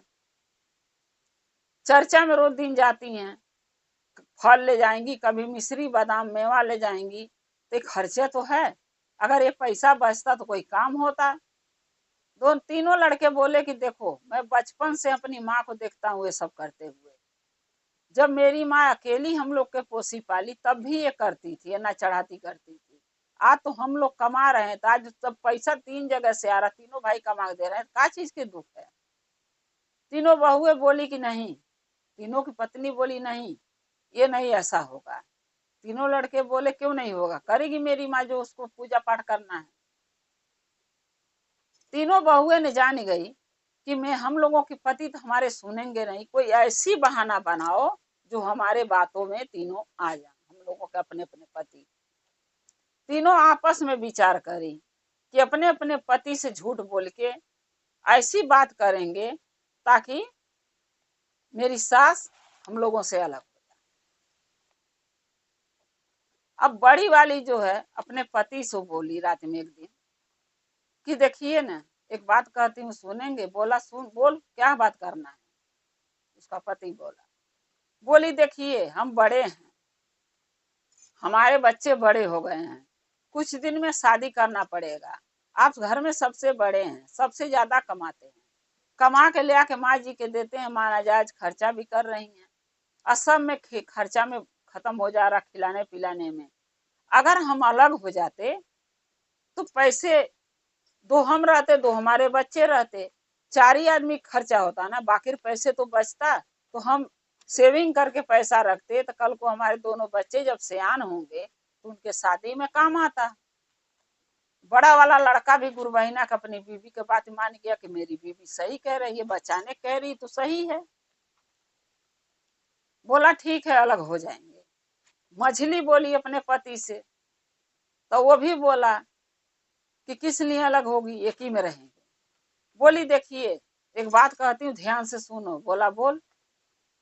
बोली कि देखिए एक में हम लोग हैं ना, तो हम लोगों का खाइल नहीं बनता है। अब कोई चीज कीन के बाहर से अगर खाने का आए तो सबके लिए ना आएगा, और सबके लिए आता है थोड़ा थोड़ा बांटने में खत्म हो जाता है, खाइल नहीं बनता है, जो बनता वही खाने को मिलता है, बाहर से ले आ सकते कीन के खा सकते। अगर अलग हो जाते तो ढंग का खाना तो खाते, इतना पैसा कमाते हो ढंग का खाना भी नहीं मिलता है। बोला ठीक है हो जाएंगे अलग, तुझे अलग रहना है तो। अब बचा छोटा वाला, उसकी पत्नी बोली अपने पति से कि देखिए वो दोनों जने का बच्चे बड़े हैं, हमारे बच्चे छोटे हैं, हम छोटे हैं तो हमारे बच्चे भी छोटे हैं, बाद में हुए हैं। वो लोग दोनों जने पहले आई हैं, पहले बच्चे हो गए, दोनों जने के बच्चे बड़े हो रहे हैं। साल 2 साल के बाद दोनों जने के बच्चे की शादी होगा, तो एक में रहेंगे तो उनको हमके पैसा देना पड़ेगा बच्चे की शादी के लिए, कहेंगे एक में हो तो हमें दो। अगर हम अलग हो जाते ना, तो जो भी आप कमाते तो हम ही दो हमारे बच्चे खाते, दो हम, 4 ही में खर्चा होता। अलग रहेंगे तो शादी ब्याह लोग करेंगे तो उनको देना भी नहीं पड़ेगा, एक में रहेंगे तो मांगेंगे पैसे लोग। अलग रहेंगे जो पैसा बचेगा तो हमारे हमारे बच्चों के ना काम देगा। उसका आदमी भी बात मान गया कि अलग होना ठीक है। बोला ठीक है अलग हो जाएंगे। तीनों लड़के मिलके अपनी माँ के पास गए, गुरु बहिना के पास। बोले माँ एक बात कह रहा हूँ मानोगी? बोली बेटा बोलो। तीनों बेटे बोले माँ हम अलग रहना चाहते हैं। गुरु बहिना ने बहुत समझाया कि बच्चे देखो, अगर एक में रहोगे, 3 लकड़ी एक साथ तोड़े तो नहीं टूटेगा, और वही लकड़ जब अलग अलग करके लोग तोड़ता है तो आसानी से टूट जाता है। तुम तीनों एक साथ रहोगे तो कोई तोड़ नहीं पाएगा हमारे घर को, और तीनों कमाओगे तो बहुत कुछ किन के बना लोगे, कर लोगे।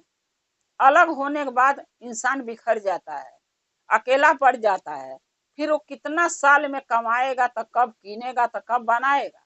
और तुम्हारे बच्चे भी सियान हो रहे शादी ब्याह के लिए। तब तीनों लड़के बोले कि नहीं माँ, अलग होने में ही भलाई है, अलग हो जाएंगे, अपना अपना जिसका खर्चा करना होगा सो अपना करेगा, जो बचाना होगा बचाएगा। आखिर एक न एक दिन तो अलग होना है ना, आज वो आप हो तो एक में है, कल आप नहीं रहोगे तो अलग ही होना है। इससे अच्छा आप अपने जियत में हमको अलग कर दो। गुरबहिना बोली ठीक है हो जाओ अलग, हमें का है, हमारे को तो 2 रोटी खाना है, रहना है, हम के का चाहिए।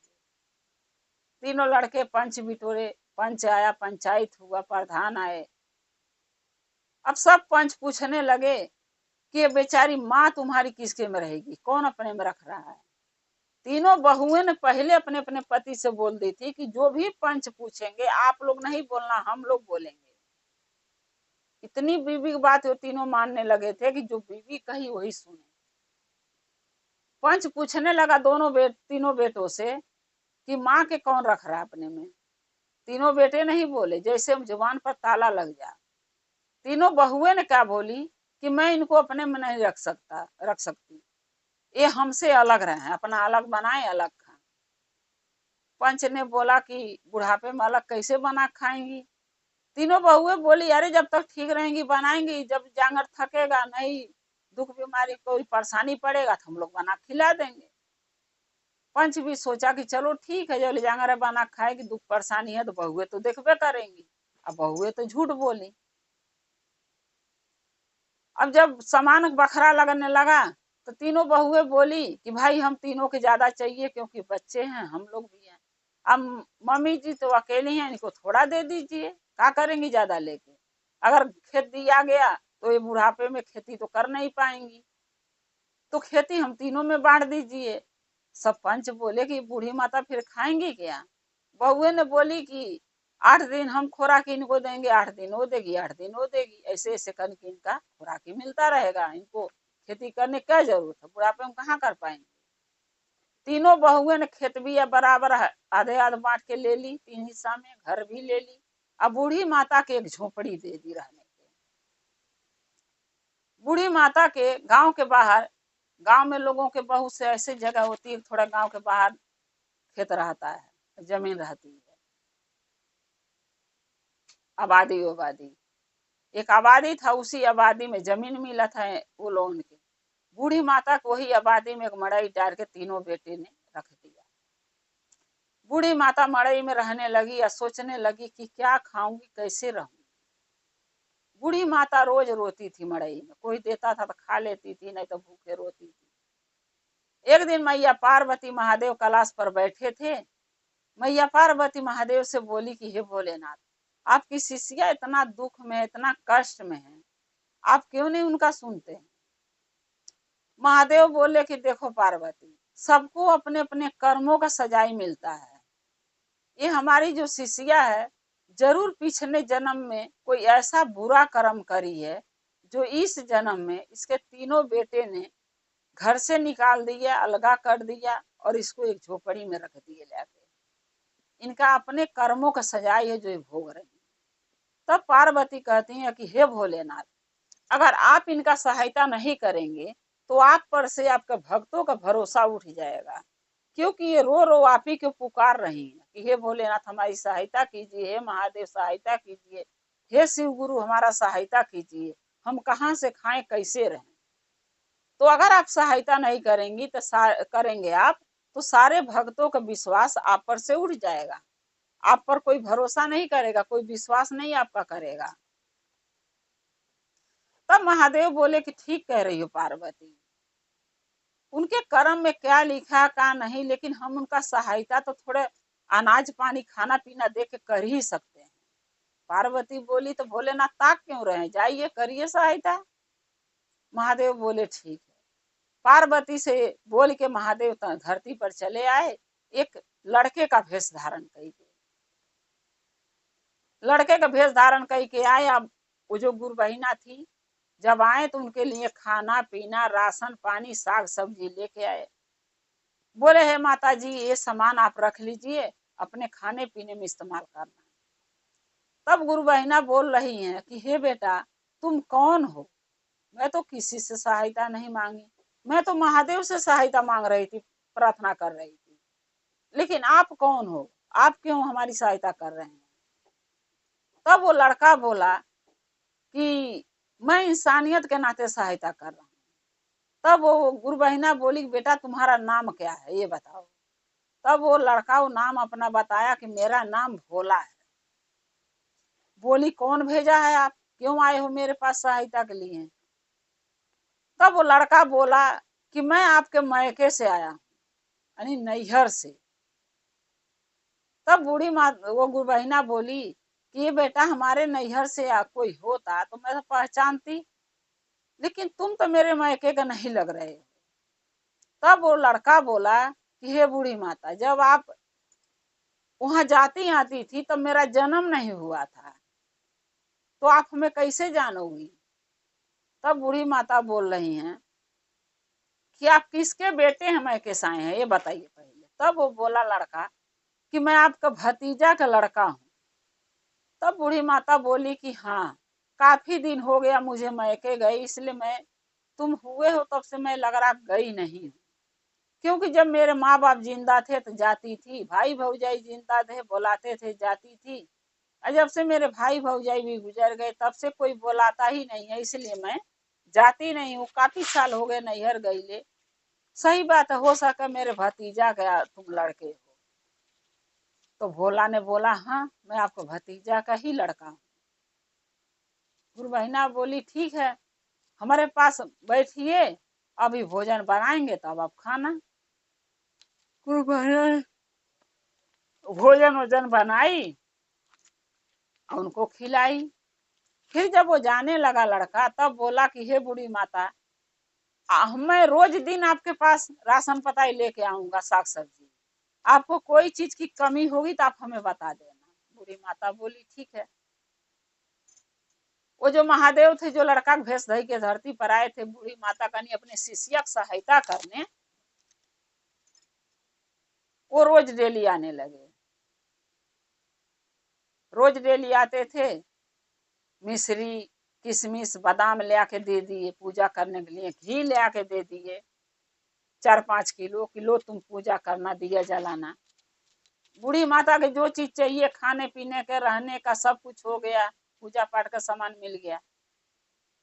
अब बूढ़ी माता क्या करती थी, जहाँ चर्चा भजन होता था आराम से लेके जाती थी, पर प्रसाद कोई टोकने वाला ना बोलने वाला, बहुए से अलग हो गई। एक दिन क्या हुआ, तीनों बहुए अपने बच्चों के एक एक लड़के को भेजी, बोली जाके देखो तुम्हारी दादी झोपड़ी में रहती है, मर गई कि जिंदा है। तीनों लड़के आए तो देख क्या रहे हैं कि उसकी दादी बहुत अच्छा अच्छा भोजन कर रही है। वैसा भोजन तो उसके बच्चे भी नहीं बेटे भी नहीं करते होंगे, जितना बढ़िया बढ़िया उसके पास भोजन था बूढ़ी माता के गुरु बहिना के। तीनों लड़के बोले नहीं, कुछ लुका के छिप के देखे और जाके अपने अपने माँ से बोल दिए कि माँ, दादी मरी नहीं है, दादी तो जिंदा है, और दादी तो इतना अच्छा अच्छा भोजन कर रही है ना माँ, ये हम लोग सपने में भी नहीं खा पाएंगे उतना अच्छा भोजन। अब तीनों बहुएं सोचने लगी कि बुढ़िया के पास इतना धन कहाँ से आ गया, अच्छा अच्छा भोजन कर रही है, न खेत ली है न कुछ पैसा दिया आता है, तो बुढ़िया खाती कहाँ से इतना अच्छा भोजन। तीनों बहुएं ने बोली अपने अपने बच्चों से कि ठीक है, तुम जाओ खेलो, और वह हाँ, बोल दी। अब तीनों सोची कि जब ये सास हमारी चर्चा में चली जाएगी तो हम चल के देखेंगे कि उसके घर में धन आया कहाँ से, और जो होगा सब उठा लेंगे। तीनों आपस में मीटिंग करी। बूढ़ी माता के बात को पता नहीं था, गुरु बहिना चली गई जब चर्चा में, तीनों बहुएं ने घर में घुसा जाके मड़ई में, और जितना साग सब्जी राशन पताई खाने पीने का सामान था वो 3 हिस्सा में तीनों बहुओं ने बांट के अपने अपने घर में लाकर रख दिया। दोबारा उनके घर में गई बूढ़ी माता के कि चल देखें और कुछ भी होगा तो उठा कर लाएंगे। तो गई, देखी तो बर्जा पर एक डिब्बा मिश्री के पड़ा है, एक डिब्बा काजू के, एक डिब्बा किशमिश के, ऐसे ऐसे करके 3-4 डिब्बे प्रसाद का भोग का पड़ा हुआ है। तीनों क्या करी कि डिब्बा खोली और खाना चालू कर दी। तो एक डिब्बा में बेल का पत्ता निकला, बेल का पत्ता निकला एक डिब्बा से बड़ी वाली के। तो बीच वाली बड़ी वाली कह रही देखियो रे, बेल का पत्ता मेरे में आया निकला। तो छोटी वाली से बोली, वो बोली हमारे में तो बेल का पत्ता आया है। तीनों के बेल का पत्ता मिला। तीनों ने क्या करी कि क्या काम है, वो हमारी सास तो पागल हो गई है, बताओ बेल पत्तर कहीं प्रसाद में धरने का चीज है, पूरा कबाड़ा भरी है।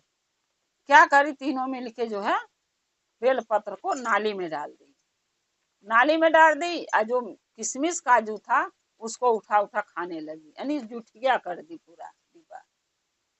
2 बार मुंह में उठा सब डाली थी, खाई थी। तीसरे बार जब डालने जा रही थी तब पार्वती कैलाश पर महादेव थे तो फिर बोल रही हैं कि हे बोले ना, अपने शिष्या का सहायता तो कर दी, लेकिन उनकी बहुएं उनको चैन से रहने नहीं देंगी। क्योंकि देखिए ना, जो मिश्री बादाम रहल है वो सब खा रही हैं लेके, और प्रसाद जो बेलपत्र था जो चर्चा में से ले आकर धरती थी घर पे डिब्बा में मिश्री बादाम के, वो तीनों उठा के नाले में डाल दी। आप कहे तो अपमान कर ढेर ली तीनों। तब महादेव बोले कि पार्वती तुम चिंता मत करो, मैं जा रहा हूँ पृथ्वी पर। जब पृथ्वी पर महादेव आए फिर दोबारा, तो देख रहे हैं कि कुल खा रही हैं, 2 बार खा चुकी हैं, तीसरा मुंह में डालने जा रही थी। महादेव हाथ उठा के और तीनों बहुओं के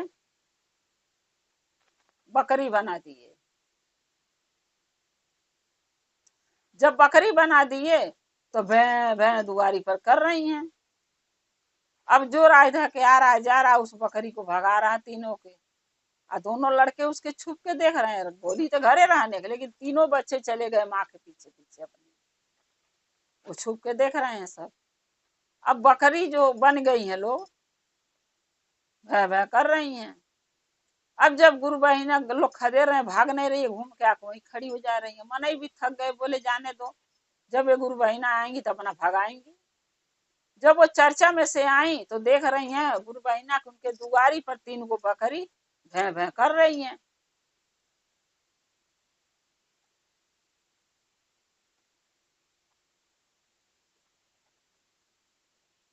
तब गुरु बहिना लगी, बोली भूखी हो, तो मुड़ी हिलाई हाँ। तो क्या करी कि कुछ खाना था, गुरु बहिना ले आके तीनों बकरी को खिला दी। और जब खदेड़ने लगी तो तीनों भाग ही नहीं रही हैं। अब वो चिंता में पड़ गई कि तीनों बकरी किसकी हैं, हाँ खदेड़ रही तो जा भी नहीं रही है, मैं क्या करूं, एक मड़ई में बकरी रखूं कि खुद रहूं। तब तीनों बच्चे जो पोती पोता है तीनों के निकल के एक एक बच्चे जो थे गए अपनी दादी के पास। बोले दादी दादी मैं बताऊं कि बकरी कौन है।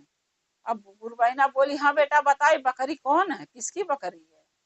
तब तीनों बच्चे बोले दादी ये अपनी बकरी है, दूसरे का नहीं है, अपनी घर की है। अब वो बोली गुरु बहिना कि अरे घर पे अपने बकरी तो थी नहीं, तो आई कहाँ से। तीनों बच्चे बोले कि दादी, हम लोगों की तीनों की माँ बोली थी जाके देखिए मड़ई में दादी मर गई कि जिंदा है। जब हम देखने आए तो आप बहुत अच्छा अच्छा भोजन खा रही थी, लेकिन आप हमें नहीं देखी कि बुला के दें। हम आपको देख के चले गए। जाके जब अपनी अपनी माँ से हम लोग बोले कि दादी तो बहुत, दादी घर में पैसा अच्छा अच्छा खाना खा रही है। अब तीनों ने मन में पाप भर ली, सोची कि जब आप चर्चा में चली जाओगी तो आपके घर में चोरी करेंगी। तीनों आई हैं, जब आप चली गई हैं चर्चा में, तीनों आई हैं हमारी मम्मी तीनों की, और जो भी सामान था खाने पीने का, राशन पताई, वो सब हमारी मम्मियां उठा के 3 हिस्सा में बांट के अपने अपने घरे ले आकर धर ली। आज जो मिश्री बादाम आप डिब्बा में धरे थे दादी, उसमें बेल पत्र था। तीनों जने बेल पत्र निकाल के नाली में फेंक दी हैं। अब पता नहीं कैसे ये लोग, मेरी मम्मी सब हम तीनों का बकरी बन गई। आगे हम नहीं जानते हैं। तब बूढ़ी माता बोली, जान गई ये तो हमारे महादेव थे जो हमारे बहुओं के सजाई देने आए हैं। क्योंकि वो लोग हमके कष्ट दे रही हैं, घर में थी तो देती थी, यहाँ आई थी यहाँ पर आ गई। तो बूढ़ी माता जो है अपने तीनों बेटों के बुलवाई, बोली जा अपने पापा को बुला के लाओ। तीनों बेटा जब आए तो बूढ़ी माता बोली कि ये बताओ तुम लोगों की बीबियां कहाँ हैं। तीनों बोले पता नहीं कहाँ, तीनों मिल ही नहीं रही हैं। तब बूढ़ी माता बोली यही तीनों तो हैं जो बकरी बनी हुई है।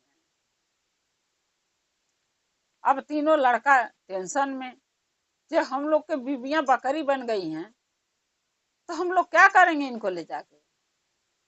तब बूढ़ी माता बोली कि बेटा चिंता मत करो, इसका एक ही उपाय है कि महादेव का चर्चा कराना पड़ेगा घर पे, ताकि महादेव अपना दर्शन दें उसी चर्चा में और ये तीनों के ठीक कर दें। लड़के सब बोले कि करा लो माँ। गुरु बहिना बोली कि नहीं, मैं ही नहीं कराऊंगी, तुम लोगों को भी चर्चा में बैठना पड़ेगा बच्चे के साथ में लेके, और ये भी तीनों के साथ में लेके। तब तीनों लड़के बोले कि तो बकरी बन गई, इसको साथ में लेके कैसे मैं बैठूंगा। गुरु बहिना बोली कोई बात नहीं, इसका इंतजाम मैं करूंगी। तीनों के बैठेंगी कैसे चर्चा में। गुरु बहिना ने बोली कि दोनों तीनों बेटन के कि अपने अपने बगल में अपनी अपनी पत्नियां के यानी ये बकरी को बैठाओ। तीनों लड़का बकरी को बैठा लिए, चर्चा होने लगा। पूरा परिवार बैठा है, गुरु बहिना बैठी हैं और गुरु बहिना आए थे, सब कोई बैठा है। जैसे जैसे चर्चा विराम के तरफ जाने लगा, वैसे वैसे ये बकरी से इंसान बनने लगी। जब बकरी से इंसान बन गई तब तीनों बहुएं जो हैं कि गुरु बहिना से माफी मांगने लगी। तब गुरु बहिना बोली कि हमसे माफी मत मांगो, माफी मांगना है तो महादेव से मांगो जिसको तुम दुख दिए हो। तब तीनों बहुएं बोल रही हैं कि महादेव हैं कहाँ की माफी मांगे, हकीकत का महादेव दर्शन दे तब तो माफी मांगेंगे। तब गुरु बहिना झोली फैलाई या बोली, हे भोलेनाथ, हमें अपना दर्शन दीजिए, हमारे बहुओं के बुद्धि ज्ञान दीजिए कि अच्छे राह पर चलें। महादेव वहीं चर्चा में दर्शन दिए। हंसी खुशी से गुरु बहिना तीनों बेटा बहू बच्चों के साथ चर्चा करवाई। हंसी खुशी से चर्चा निपट गया, महादेव सबको दर्शन दे दिए। और महादेव तीनों बहुओं की चेतावनी भी दी कि आगे से ऐसी गलती करोगी तो अभी तो मैं तुम्हें बकरी बनाया था, अब आगे तुम्हें जीवन समाप्त कर दूंगा तुम्हारा, अगर इनको कष्ट दोगी मेरे शिष्या के। तो तीनों बहुएं ने बोली कि नहीं भोलेनाथ, आगे से दुख नहीं दूंगी, माफी माफी मांगा था इनके माफ कर दो। तब महादेव उनको माफ कर दिए। अब बोले कि देखो तुम तीनों बहुएं मिलके अपनी सास का सेवा करो, उनका मान सम्मान करो, उनकी इज्जत करो, तुम नहीं करोगे तो कौन करेगा। तीनों बहुएं ने महादेव से बोली कि हाँ मैं करूंगी, या तीनों बहुएं ने अपना अपना वादा निभाया। चर्चा भजन करती थी और महादेव का पूजा पाठ करती थी, महादेव की शिष्या बन गई। और गुरु बहिना जो थी उनको अपने साथ रखी तीनों बहू 8-8 दिन करके भांजी बन के। इसीलिए कहते हैं गुरु भाई गुरु बहना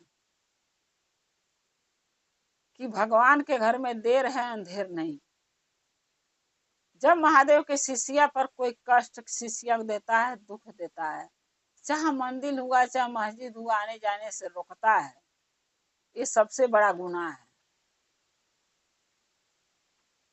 किसी के साथ जब पूजा पाठ कर रही है तो अपने लिए खाली नहीं मांगती है, पूरे परिवार के मांगती है, पोती हो, पोता हो, बहू हो, बच्चे हो, सबके लिए मांगती है।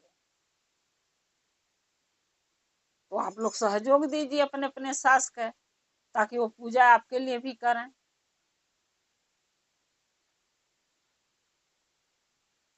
गुरु भाई गुरु बहिना जैसे महादेव के द्वारा महादेव गुरु बहिना के तीनों बहुओं के अक्ल बुद्धि दे दी, अपनी सास का इज्जत करने लगी, मान सम्मान करने लगी, अपने साथ घर ले जाकर रखी और सही से रख रही है। वैसे आशा करती हूँ कि भोलेनाथ सबका मनोकामना पूर्ण करें, सबको बुद्धि ज्ञान दें और सबको सही रास्ता दिखाएं।